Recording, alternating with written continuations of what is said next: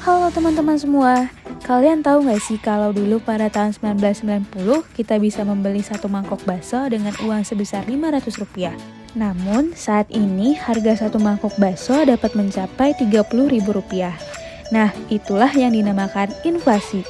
Indonesia sendiri pernah mengalami inflasi terparah sepanjang dekade 1960-an dengan rata-rata inflasi sebesar 196,08% dengan tingkat paling parah yang terjadi pada tahun 1966 dengan sebesar 635,35%.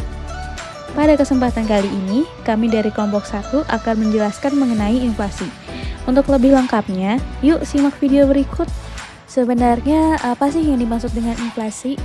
Menurut situs resmi Bank Indonesia, inflasi dapat diartikan sebagai kenaikan harga barang dan jasa secara umum dan terus-menerus dalam jangka waktu tertentu. Kenaikan harga dari satu atau dua barang saja tidak dapat disebut sebagai inflasi, kecuali bila kenaikan itu mengakibatkan kenaikan harga pada barang lainnya. Kamu tahu tidak bahwa inflasi itu ada jenis-jenisnya loh? Yuk kita cari tahu.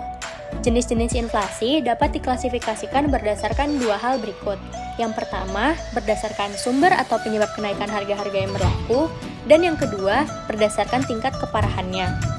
Inflasi berdasarkan sumber atau penyebabnya dibagi menjadi tiga. Yang pertama, inflasi tarikan permintaan atau demand pull inflation. Para ekonom menggambarkan inflasi ini sebagai too many dollars chasing too few goods. Inflasi tarikan permintaan didefinisikan sebagai kenaikan harga-harga yang disebabkan oleh pertambahan pengeluaran yang besar yang tidak dapat dipenuhi oleh kemampuan memproduksi yang tersedia. Inflasi tarikan permintaan ditunjukkan dalam perekonomian berkembang pesat yang menyebabkan pendapatan tinggi dan diikuti dengan peningkatan permintaan yang melebihi kapasitas ekonomi. Hal ini menyebabkan kelangkaan barang sehingga harga barang meningkat dan terjadi inflasi. Selanjutnya, inflasi desakan biaya atau cost push inflation.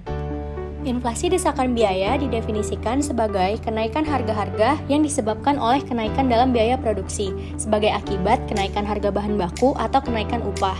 Inflasi desakan biaya terjadi ketika harga produksi seperti biaya bahan baku dan biaya upah meningkat. Biaya produksi yang meningkat menyebabkan menurunnya penawaran agregat dalam perekonomian. Hal ini menyebabkan harga barang meningkat dan terjadi inflasi. Selanjutnya, inflasi diimpor atau imported inflation. Inflasi diimpor didefinisikan sebagai kenaikan harga-harga yang disebabkan oleh kenaikan harga-harga barang impor yang digunakan sebagai bahan mentah produksi dalam negeri. Inflasi berdasarkan tingkat keparahannya terbagi atas 4. Yang pertama, creeping inflation. Keadaan di mana harga naik tidak lebih dari 3% per tahun. Dalam keadaan ini, konsumen cenderung membeli barang untuk menghindari harga yang lebih tinggi di masa depan. Hal ini tentu mendorong permintaan sehingga menguntungkan perekonomian. Yang kedua, walking inflation. Peningkatan inflasi berkisar antara 3 hingga 10% per tahun. Hal ini memicu fenomena panic buying, yaitu konsumen membeli barang lebih dari yang dibutuhkan. Peningkatan permintaan cenderung tidak dapat diikuti oleh produsen dan gaji karyawan, sehingga barang jauh berada di luar jangkauan banyak orang. Yang ketiga, running atau galloping inflation, yaitu di mana ketika inflasi naik lebih dari 10% per tahun. Hal ini merupakan malapetaka bagi perekonomian karena nilai uang turun begitu cepat sehingga masyarakat tidak mampu mengimbangi harga dan biaya. Investor cenderung menghindari daerah yang mengalami hal ini. Perekonomian menjadi tidak stabil dan pemerintah kehilangan kepercayaan masyarakatnya. Yang terakhir dan yang paling parah yaitu hyperinflasi. Ketika harga barang meroket lebih dari 50% per bulan. Indonesia mengalami hal ini pada masa Orde Baru, tepatnya tahun 1963 hingga 1965. Tingkat inflasi pada waktu itu mencapai angka 600%. Lalu, apa saja ya faktor yang menyebabkan terjadinya inflasi? Yang pertama, tingginya permintaan pasar, yaitu adalah suatu kondisi di mana dibutuhkannya suatu barang dalam jumlah yang besar, tetapi tidak diimbangi dengan jumlah pasokan yang tersedia, sehingga terjadinya kelangkaan barang. Yang kedua, tingginya biaya produksi, yaitu adalah kejadian di mana membengkaknya biaya barang-barang yang dijual di pasaran dikarenakan stok bahan bakunya yang langka. Yang ketiga adalah beredarnya uang, yaitu kondisi di mana uang beredar dalam jumlah yang banyak sehingga harga barang-barang yang dijual di pasaran juga akan membengkak. Selanjutnya, kita akan membahas mengenai dampak dari inflasi. Pertama, ada efek inflasi pada perkembangan ekonomi. Naiknya tingkat inflasi menyebabkan semakin mahalnya bahan-bahan produksi. Hal ini tentunya sangat tidak menguntungkan kegiatan produksi.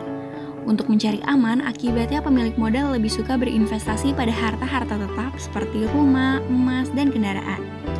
Oleh karena pengusaha jauh lebih suka jenis investasi seperti ini, investasi produktif akan berkurang dan tingkat ekonomi akan menurun. Selain itu, kenaikan harga-harga juga menimbulkan efek buruk atas perdagangan sehingga negara tidak dapat bersaing di pasar internasional. Harga barang dalam negeri yang terus meningkat akibat inflasi menyebabkan barang impor lebih murah sehingga akan lebih banyak dilakukan impor dan tingkat ekspor akan menurun. Dalam jangka panjang akan terjadi ketidakseimbangan aliran mata uang asing sehingga kedudukan neraca pembayaran akan memburuk. Kedua, ada inflasi dan kemakmuran masyarakat, yaitu menurunkan pendapatan real orang yang bergaji tetap. 10 tahun lalu, gaji 2 juta cukup untuk hidup di Jakarta. Namun di tahun 2002 ini, uang tersebut tentunya akan terasa lebih sedikit. Lalu ada mengurangi kekayaan yang berbentuk uang. Simpanan tunai, simpanan di bank, maupun tabungan lain yang berbentuk uang akan menurun sesuai tingkat inflasi. Hal ini tentu berbeda dengan pemilik harta tetap seperti tanah dan bangunan. Inilah yang menyebabkan ketidakmerataan kekayaan. Kemudian, inflasi yang terlalu tinggi dapat menyebabkan kekacauan ekonomi hingga kerusuhan seperti yang terjadi di Indonesia pada tahun 1998. Salah satu langkah untuk mencegah inflasi adalah dengan melakukan kebijakan moneter, yaitu kebijakan bank sentral dalam bentuk pengendalian besaran moneter seperti uang yang beredar dan atau suku bunga. Kebijakan moneter dilakukan dengan menjaga tingkat inflasi berada dalam target tertentu. Pada tahun 2020 hingga saat ini, Bank Indonesia atau BI sebagai bank sentral telah menetapkan target inflasi sebesar 3 ± 1%. Gimana cara BI mencapai target tersebut? Terdapat satu instrumen kebijakan moneter yang sering digunakan BI, yaitu suku bunga kebijakan yang dikenal dengan BI 7-Day Reverse Repo Rate atau BI 7-DRR. Penentuan tingkat BI 7-DRR didasari oleh besaran inflasi dan kisaran target inflasi. Gimana sih cara BI menentukan BI 7-DRR? Jika jumlah uang yang beredar terlalu banyak, defisit transaksi yang semakin besar, hutang luar negeri yang semakin meningkat, dan tekanan inflasi diperkirakan lebih tinggi dari target yang telah ditetapkan, maka BI akan menaikkan suku bunga BI 7-DRR. Namun, jika tekanan inflasi terjaga, uang yang beredar cukup dalam perekonomian, dan risiko ekonomi terjaga, maka BI 7-DRR dapat diturunkan. Gimana cara BI 7-DRR mempengaruhi tingkat inflasi? BI 7-DRR akan ditransmisikan melalui berbagai jalur, yaitu jalur suku bunga, kredit, nilai tukar, harga aset, dan ekspektasi. Kelima jalur tersebut dinamakan transmisi kebijakan moneter. Gimana dengan inflasi di daerah? Ternyata, BI juga menjaga inflasi di daerah-daerah loh. Caranya, BI akan bekerja sama dan berkoordinasi dengan pemerintah daerah melalui forum kerjasama yang dinamakan Tim Pengendalian Inflasi Daerah atau TPID. Selanjutnya, ada satu cara lagi untuk mencegah inflasi yang akan kita bahas. Salah satunya adalah untuk melakukan kebijakan fiskal, yaitu kebijakan yang dilaksanakan oleh pemerintah keuangan. Kebijakan fiskal ini adalah suatu kebijakan dalam rangka mengarahkan kondisi perekonomian agar menjadi lebih baik dengan jalan mengubah pemasukan dan pengeluaran negara. Pemerintah keuangan merancang porsi yang pas antara pemasukan dan pengeluaran untuk mencapai kestabilan ekonomi. Sebenarnya, ada hubungan antara kedua kebijakan ini. Sebelum Undang-Undang Nomor 23 Tahun 1999 tentang Bank Indonesia, sasaran inflasi ditetapkan oleh Bank Indonesia. Sementara, setelah UU tersebut, dalam rangka meningkatkan kredibilitas Bank Indonesia, maka sasaran inflasi ditetapkan oleh pemerintah. Kebijakan moneter Bank Indonesia ditujukan untuk mengelola tekanan harga yang berasal dari sisi permintaan agregat atau demand management relatif terhadap kondisi sisi penawaran. Sementara, kebijakan fiskal ditujukan untuk merancang dan mengubah pengeluaran dan pemasukan negara agar menjadi lebih baik. Berikutnya, dapat kita lihat ada grafik I sama dengan AE yang dapat menunjukkan perbedaan tanpa kebijakan fiskal dan dengan kebijakan fiskal. Kita anggap pengeluaran agregat yang awal adalah AEP 0 dan pengeluaran ini mewujudkan keseimbangan di titik P0. Pendapatan nasional ada Y0 dan tingkat kesempatan kerja penuhnya hampir tercapai. Seterusnya, kita dapat lihat kalau kenaikan ekspor bertambah, pengeluaran agregat juga bertambah pada waktu yang sama. Maka kenaikan harga-harga juga akan menjadi lebih cepat naik. Tanpa kebijakan pemerintahan, AEP 0 akan mencapai AEP 1 yang akan menyebabkan inflasi. Tetapi kalau dengan kebijakan fiskal untuk mengatasi inflasi ini, sejak permulaan dapat dilihat bahwa naiknya hanya dari AEP 0 ke AEP 2, yang artinya sudah jauh lebih baik dari AEP 1. Oke, berikutnya instrumen kebijakan fiskal ada berbagai macam.